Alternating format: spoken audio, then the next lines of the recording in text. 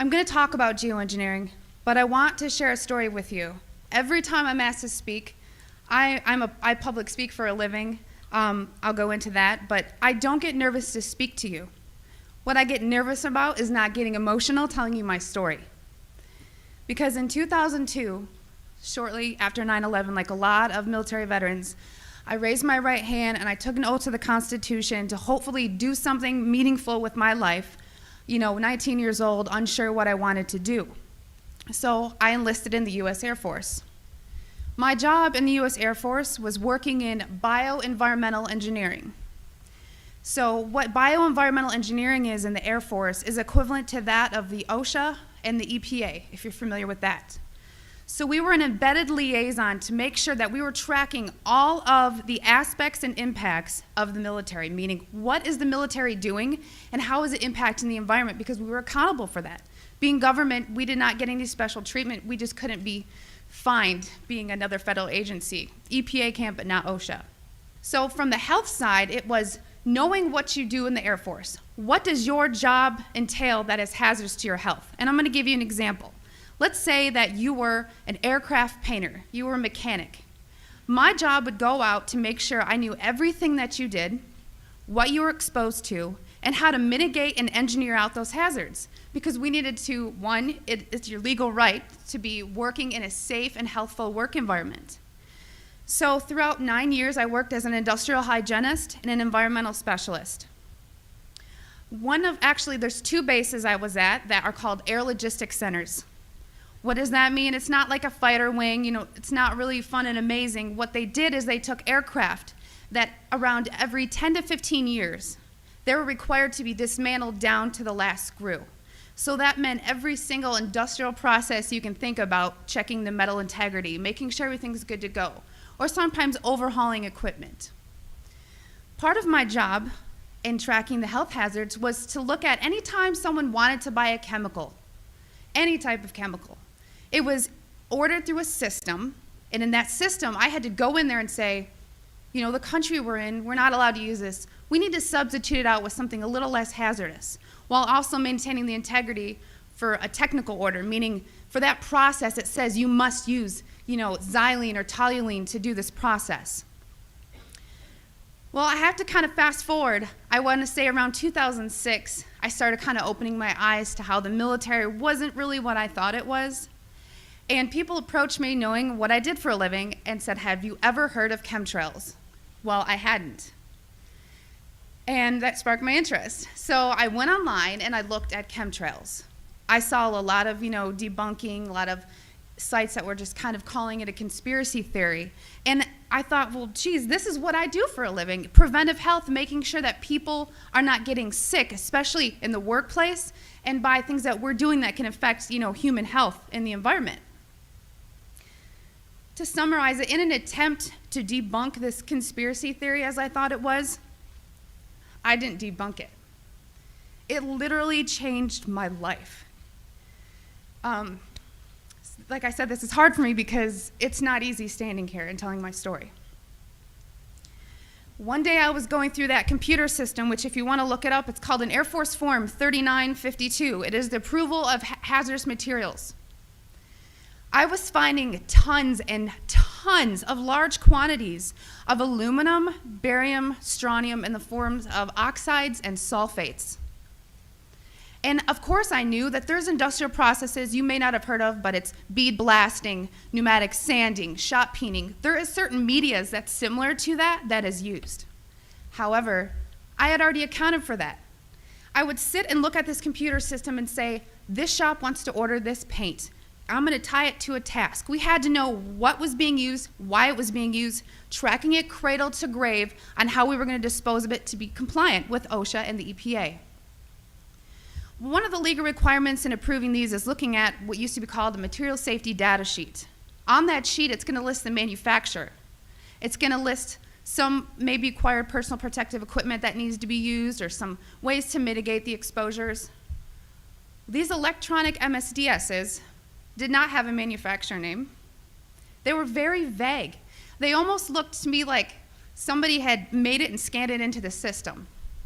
So I asked the question, what is this being used for?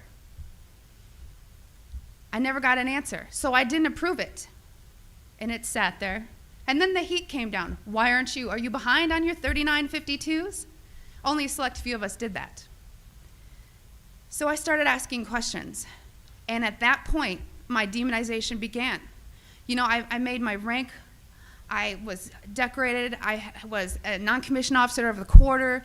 I won lots of awards. I had no reason for anyone to attempt to demonize me. So then I get moved over to the other Air Logistics Center. There's only 2 in the Air Force, which is in Warner Robins, Georgia. This kind of carried with me, and I thought, you know what? Should I revisit this? Is it worth it? Did I hit something? Maybe it's need to know.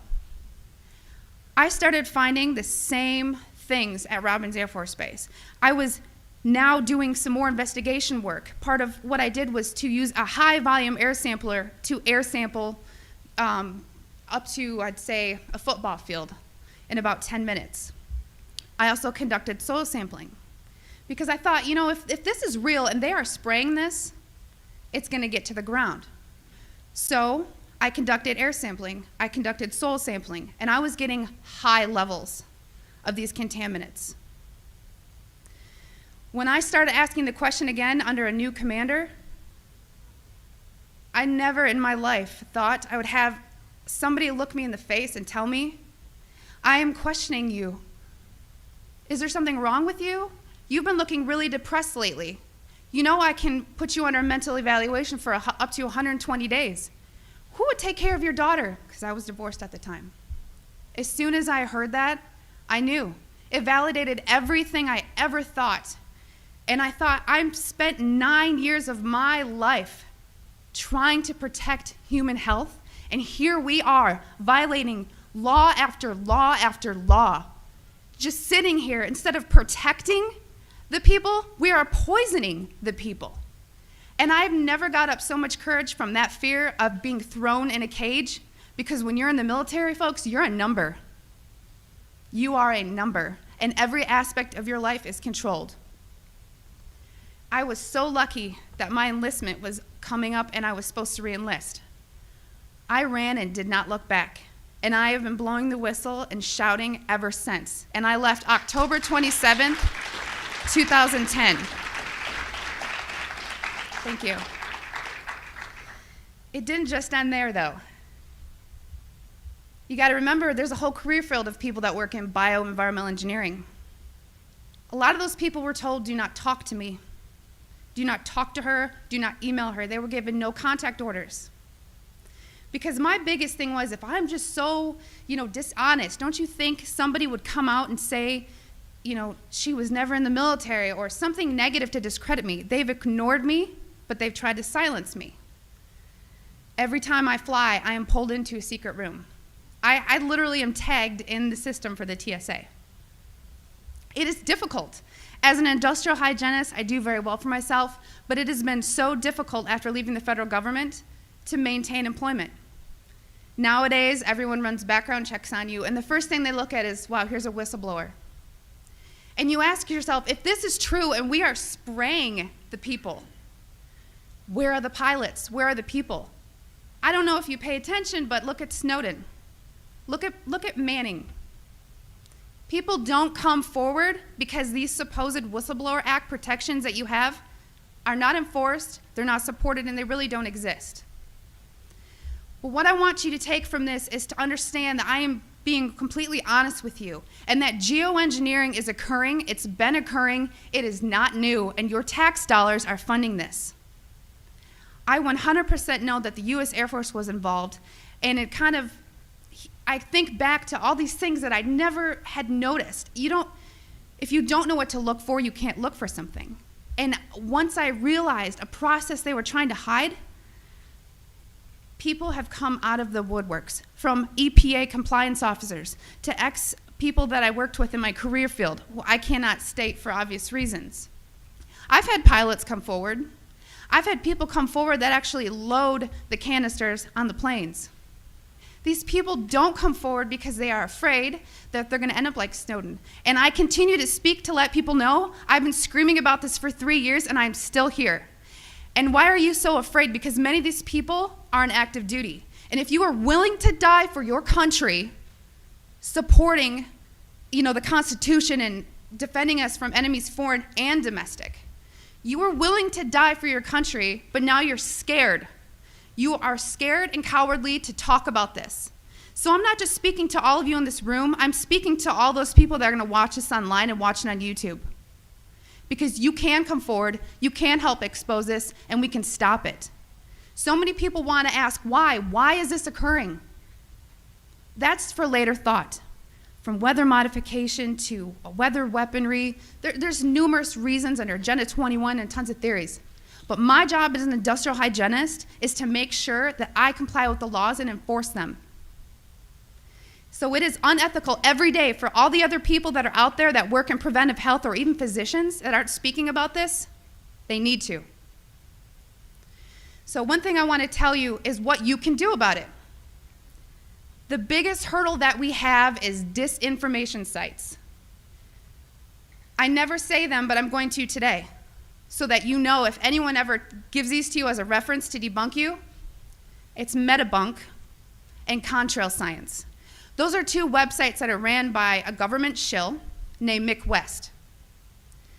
And he is a computer gaming programmer who tries to tell you about persistent contrails. So somebody who isn't even credentialed in chemistry or physics or ecology, none of that, is trying to tell you that you're crazy. Okay?